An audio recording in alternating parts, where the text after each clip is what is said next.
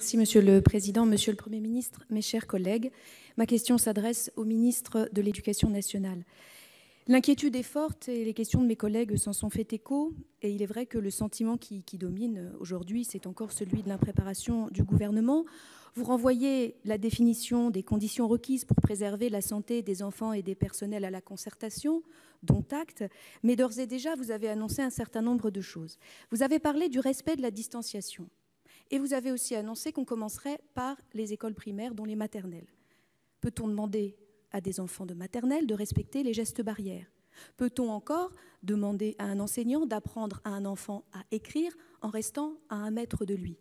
Pourquoi envisagez-vous de rouvrir les écoles primaires avant les collèges et les lycées? Vous disiez encore tout à l'heure, concertation il y aura, plan national qui sera annoncé par le Premier ministre, dont acte. Mais vous disiez aussi progressivité.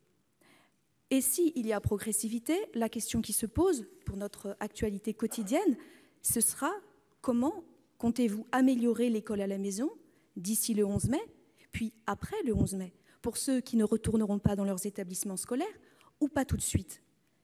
Et enfin, qu'avez-vous prévu pour rétablir l'égalité à la rentrée entre ceux qui auront repris le chemin de l'école, ceux qui n'auront pas eu cette possibilité? Monsieur le ministre, le vrai enjeu, c'est quand même la rentrée scolaire. On a aujourd'hui des cartes scolaires qui ont été annoncées, des fermetures qui sont toujours envisagées. Nous sommes en attente d'un véritable plan global, général, très ambitieux à la rentrée scolaire pour lutter véritablement contre les inégalités sur le long terme. Ce n'est pas en quelques semaines avant juillet qu'on résoudra les problèmes posés par le confinement.